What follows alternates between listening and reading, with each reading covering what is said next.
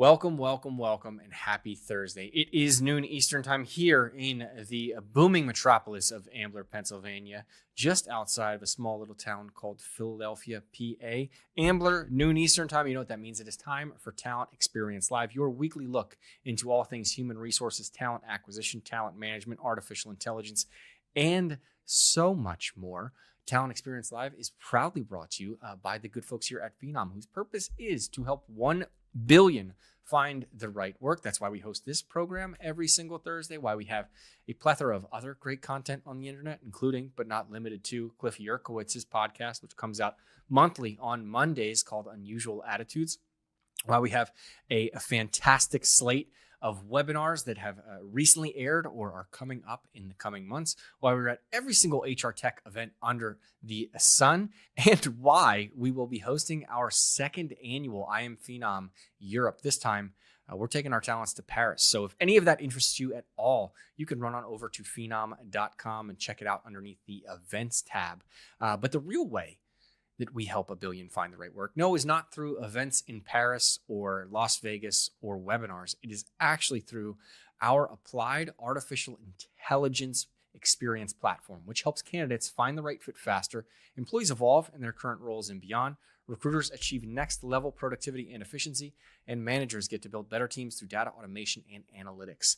That is also located conveniently enough at phenom.com. So immediately following this program, run on over there, hit the favorites tab, and don't forget to check it out every single day. Moving right on to the topic at hand today. Today we are covering a little bit around our HRIT toolkit, which is coming out in the coming weeks. Most HRIT team have a plethora of tools that they're looking to manage, and they are trying to parse data together, and eventually they can't get the right story. I am joined by our product marketing manager, Pooja, who dives into the HRIT toolkit, what you can expect, and how you can assist your team in resolving platform challenges, as well as getting the right data and making everyone more informed. So without any further hesitation, here's Pooja and myself discussing the HRIT toolkit. Welcome to the program, Pooja. Second time you've come back. I did not scare you away. Excited to have this conversation with you.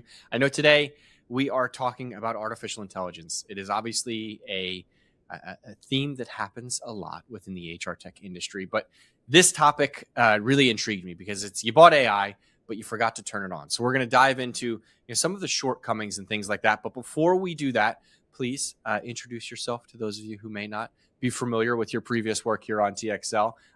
Your name, what you do, and we'll jump right into the conversation. So I'm Pooja Thamminas. I work as a product marketing manager here at Phenom. It's been now close to solid 1 year already that I'm with Phenom. Got to learn so much, explore so much. So there's so much, that is happening. The talks are happening regarding AI, deploying AI, AI maturity and all of that stuff. But we are trying to actually go to the roots, the foundations, as to what do you have to set right for the AI to actually work. So that is how we have come up with the HRIT AI maturity toolkit, and that's what we are going to discuss today.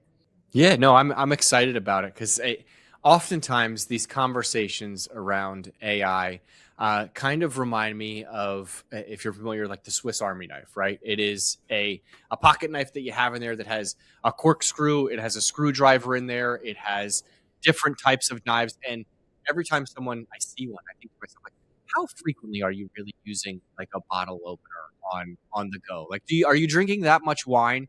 And it reminds me of this AI conversation because a lot of times people will immediately talk about the capabilities that they have, right? What this product can do. But the majority of those capabilities, I think there was a percentage there that aren't used, that aren't configured to the organization's operating system, that it doesn't fit within their workflows.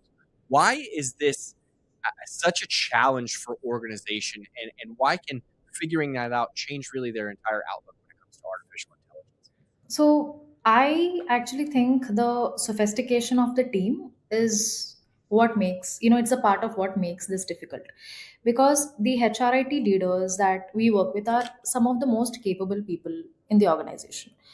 They know their platforms deeply. They were in the planning meetings, they were on the vendor calls, and they were in the go live war rooms. So they made the decisions about what got implemented and what did not.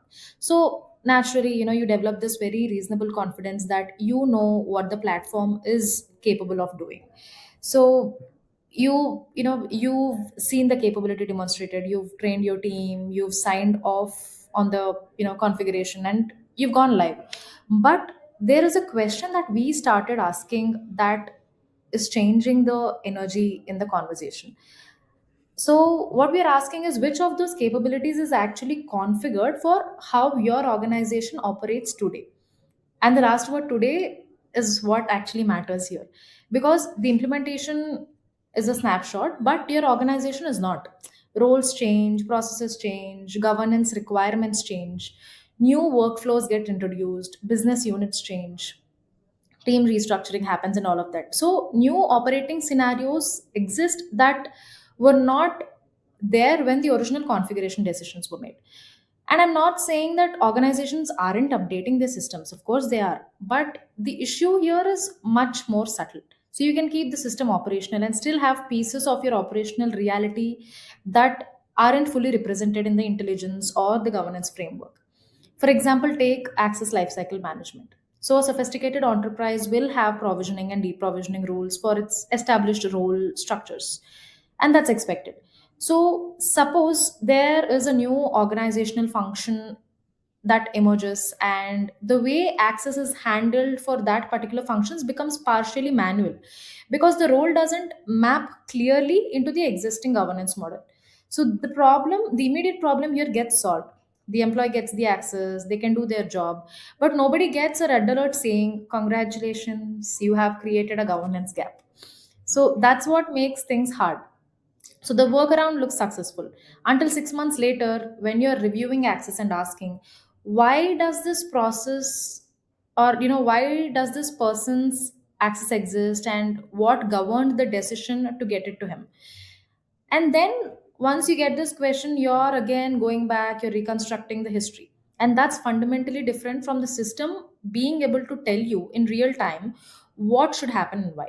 So the distinction we are trying to introduce is really simple. So capability tells you what the technology knows how to do, but the maturity tells you how reliable that capability is in operating against your actual organization. So those two aren't the same thing here.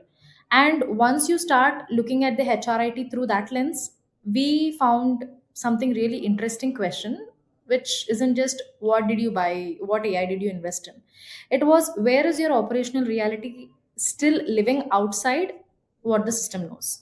And that's where this gets uncomfortable, because you already bought the system, but you're not actually knowing where the gaps are. You're not trying to identify the routine workarounds that you're doing because you got comfortable with them. Yeah, no, it makes sense, and it begs the question as to why so many HR leaders are having Monday morning meetings the same way that they did years and years ago, right? It's they're hopping onto a call. They have all of these fancy tools and things like that, but yet there's still manual emails that are going out. There's still check-ins. There's still manual phone screens. All these sorts of things. It feels like we're almost stuck in the past, even if a successful implementation happened, right? So what is really the main driver of that gap between a successful implementation and genuine AI maturity, where you can attack Monday, as strong as you ever could with all of the answers and hit the ground rolling, as opposed to the way we've been doing things for years prior? The reality is, nobody wakes up on a Monday morning and says, we have an AI maturity problem. But they would instead say, why is this integration still being checked manually? Who has the latest version of this tracker? Or can someone pull the evidence of that compliance request? Why are these candidate records, not reconciling? And each one of those can look like an isolated operational alliance. But the maturity issue is what connects all of them. So let's take the integrations. At lower maturity, the integration isn't necessarily invisible. You may have monitoring, you may have alerts, but the operational question is, does the HRIT team know what actually happened before the business discovers it? And that difference is huge. So if an integration fails and the first signal is a recruiter coming to you and saying my candidate's data is not moving, it means that the organization has already experienced some kind of failure here, because the dashboard is existing, but it's not the same as the operation being proactive. So if you take compliance, the data may exist, the configuration may exist, but when someone asks for evidence, if the team still has to reconstruct it from different systems, different reports and documentation, the organization hasn't really operationalized compliance intelligence. It's still relying on people to assemble the answer. And if you take candidate data again, so if sourcing channels, events, applicant tracking, and engagement systems, all of these aren't giving you a governed view of the candidate record, you end up with the same candidate data in different places, because the organization is able, it's not able to confidently reconcile all those records together. And the answer to all this, it isn't that the system is necessarily broken. So the problem is that your intelligence is only as complete as the data it can actually see. And then you get to the thing I think every HRIT leader recognizes, the shadow systems. The spreadsheets we have, the shared mailbox or the email thread, the personal tool, not because the team is doing something wrong. It is because, someone created the workaround because the business needed the work done at that moment. They needed a problem to be solved immediately. And then whatever they created the workaround, it worked. So it stayed. And then someone else started using it. And then it became the thing everybody knows to check. And eventually you've got an unofficial operational layer sitting alongside your official HR technology. And that's the moment I would pay attention to. Because a shadow system isn't just a spreadsheet. It's an evidence that the official system has stopped being the easiest place to get the work done. And this has consequences. It can mean, your security decisions are being reconciled manually, or it means your compliance evidence is being assembled rather than continuously being available, or it can mean your integration problems are discovered after business impact. So this is why we don't think AI maturity should be judged by whether the platform has intelligence capabilities. The real question here is how much of the operation still depends on humans knowing whether the unofficial answer lives. And once we started asking that, something else becomes very interesting. So if the problem is, if you know that is the problem, the obvious response is fine, we need more technology. But what if that is not the actual answer here? No, you raise an excellent point. It reminds me of sidewalks where they come to a cross. And rather than people staying on the sidewalk and following it and not rooting the grass or the stones or whatever it may be, there's always that cut through that people seem to make. And it started with one person, and now it is a full-on beaten path.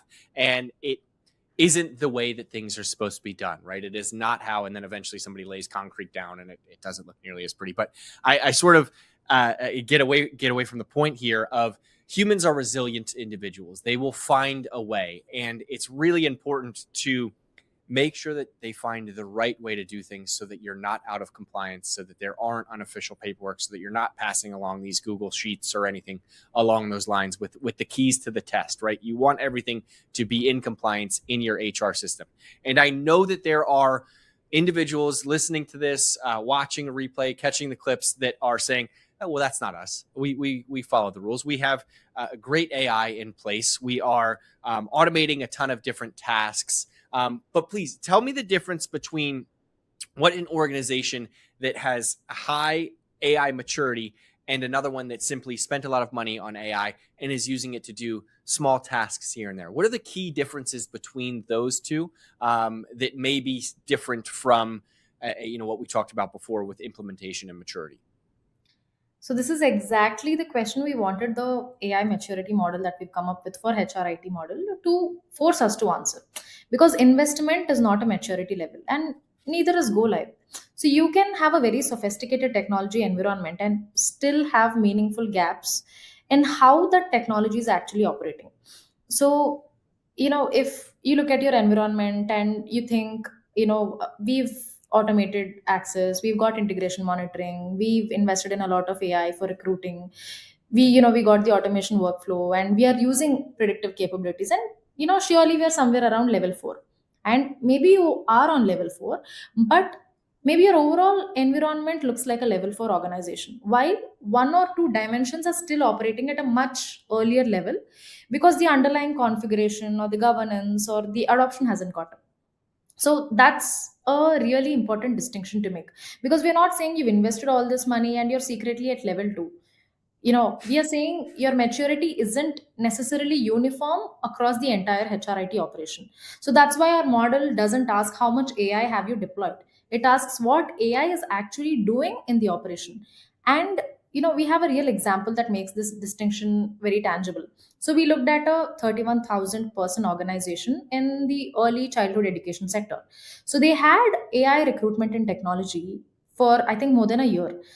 They didn't have a failed implementation. Their technology was live, it was working. The organization had real AI capability. But the recruiting team was still spending significant time manually reviewing candidates who didn't meet the specific role, qualifications.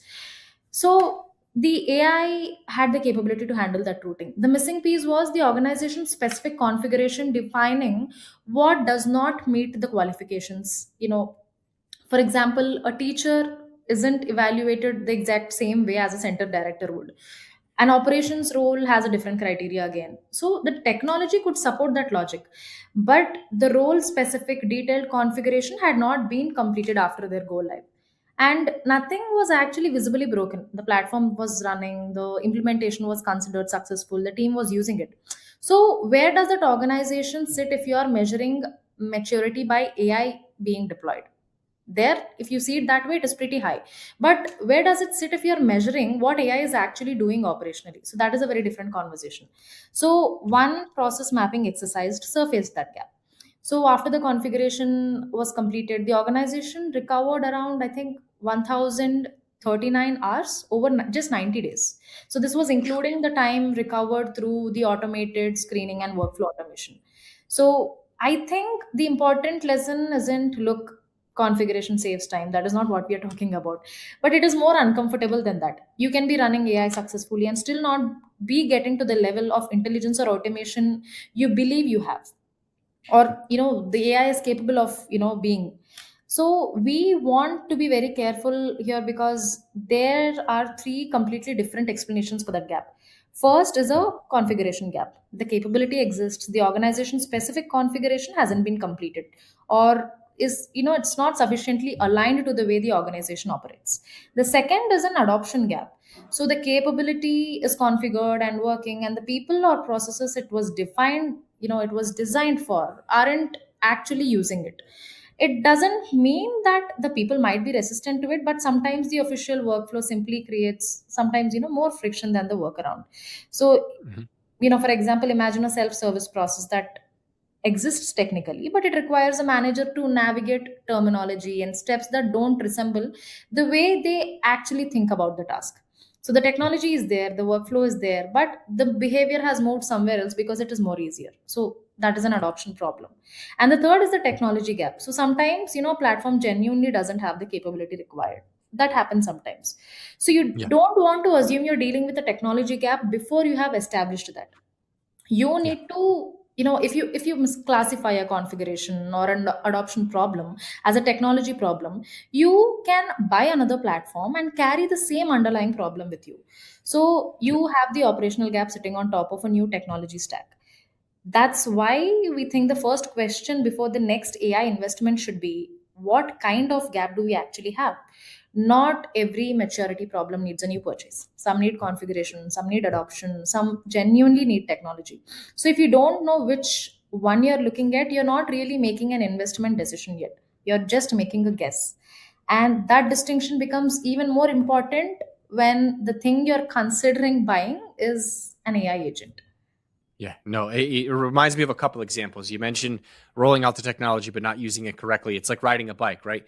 You can say you ride a bike, but if your training wheels are still on, you're never going to race that bike. You're never going to move fast, right? You haven't configured your bicycle to its premier performance setting, right? Which is what it kind of sounds like there. And then you mentioned, sometimes managers having to get involved for approval and things like that. That reminds me of the local checkout at my Target when I go to pick up diapers and formula or whatever. If I'm constantly having to get a human to do self checkout, why are we doing self checkout at all, right? You need to optimize those technologies in order to recognize that I only accidentally put two Red Bulls down. I wasn't trying to steal one, Pooja. This happens to me all the time, but neither here nor there. It's those examples when we simplify it. If we can take these learnings and the things that frustrate us in the real world and apply them to our technology, it's only going to improve us down the line. Now, you mentioned right there before I jumped in, AI agents. I think everyone is deploying AI agents, but it sounds like what I'm gathering is if you're not at that level 4, level 5 maturity where all of your systems are running correctly, it's only going to make the problem worse, right? Bad data in, bad data out. If there's a break in the chain, if people are using different systems, it's not going to be nearly as effective and cause you more headaches in the future. Is that right? And is that what's happening with these organizations right now? The I think the easiest way to explain it is an agent can execute a governance decision, but it cannot invent a governance framework for you. So I think that distinction gets lost in a lot of excitement around agents. So our model defines an agent very specifically. It monitors or defined operational domain, detects conditions that meet pre-configured criteria, and executes defined responses without requiring human initiation every time. So that is something powerful. So look at what sits underneath that definition: defined criteria or defined processes or responses and pre-configured governance. So imagine a HRIT team has an agent handling a routine operational process. The agent encounters a situation that the governance framework doesn't clearly cover. It escalates. So then another variation appears. It escalates again, and then another. So now the team is it. They're not doing the original workload anymore. They're dealing with the agent's exceptions because there is a huge list that needs human in the loop, and that's I think where we think the leaders need a different metric. So you don't just ask how many tasks is the agent handling. You need to ask how many cases is the agent escalating and why, because a rising escalation rate can tell you something which would be incredibly useful. It can mean your governance framework isn't precise enough for the operational scenarios you're actually encountering. So this toolkit that we built specifically calls this out. Precise governance needs to exist before an agent deployment, because imprecise frameworks can produce agents that escalate constantly, and it improves it increases the workload, and it deviates your team from the actual work that they're supposed to be doing. So this applies across HRIT: access lifecycle or integration reliability or compliance configuration, candidate data integrity, all of these things. So you don't want an agent making an governance decision you haven't actually made. But also, you don't want an agent sitting there escalating every ambiguous case back to the humans because the rules aren't specific enough. So the maturity journey here, it's not just automation and then agents and autonomy. It is more closer to visibility, intelligence, governed automation, predictive capability, and agents operating within the defined governance. So that's why the foundation matters. And I think this is where maturity conversation needs to become much more practical, because a HRIT leader shouldn't have to answer are we ready for agents with just a gut feeling. There should be evidence, which brings us to the final question: how do you actually get that evidence? Yeah. How if an organization wants to take a good hard look at themselves in the mirror and say, where do we actually stand?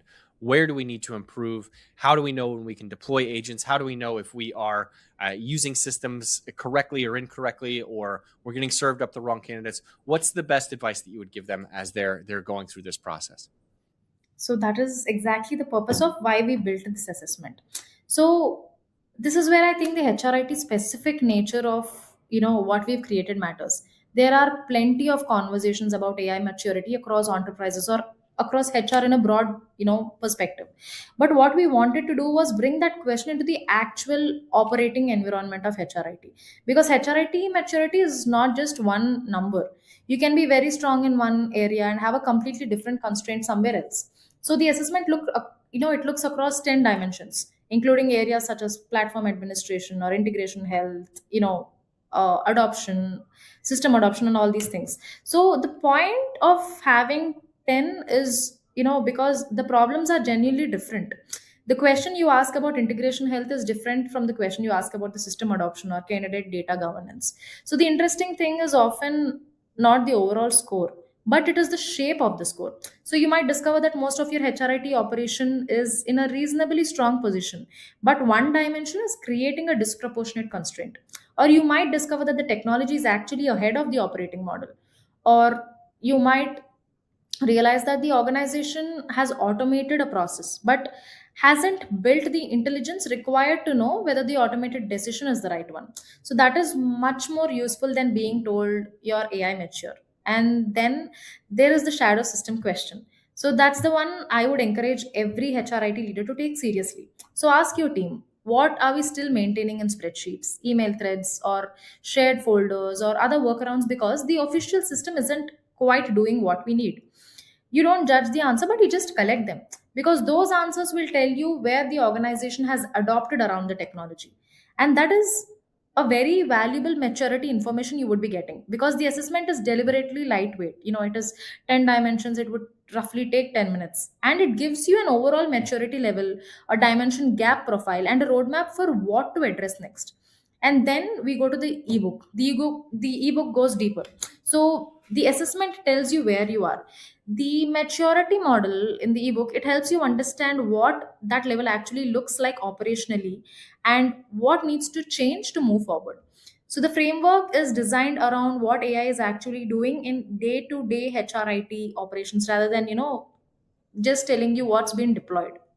So I think that gives a HRIT leader a much better conversation with the board too, because instead of saying we are investing heavily in AI, and saying we've bought this tool, we've bought this tool, we've automated this and that, you can say, here is our current maturity, here is the dimension constraining us, here is why it's constraining us, here's what we already have that can address a part of it, and here's what we need to do next. So that's a much more accountable conversation. And ultimately, that's what we are trying to create here. It's not just another AI hype piece, or not another maturity label.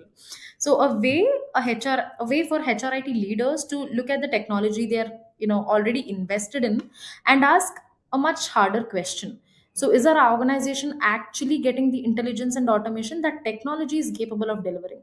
Because if the answer is not yet, that's not necessarily a bad news. It might be the best news you get, because you may not have a technology problem at all. You may just have a problem around adoption, or the other gaps that we have discussed, that you can actually see. And once you can see it, you can decide what to do about it.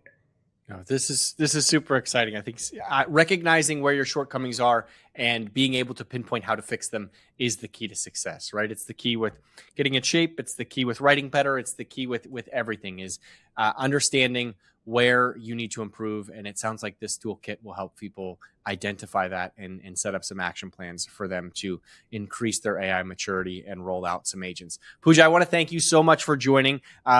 Again, lovely conversation. You are a wealth of knowledge. I can't wait to have you on TXL one more time. We'll put the link to the toolkit in here once we have it. And then in the meantime, I hope you have a safe, happy, and healthy weekend. Thank you so much for joining. Thank you, Devin. Thank you. Pooja, thank you so much for joining me. It was a lovely episode. Always a pleasure to have you on. I believe this was your second time on the program. Can't wait to have you on for a third. But in the meantime, I hope everyone has a safe, happy, and healthy weekend. Can't wait to see you next week, because we do this every damn Thursday. Next week, we are diving into the Phenom community as well as Phenom fans, so you won't want to miss that. But in the meantime, be safe, be happy, give your friends and loved ones a hug. Thanks so much.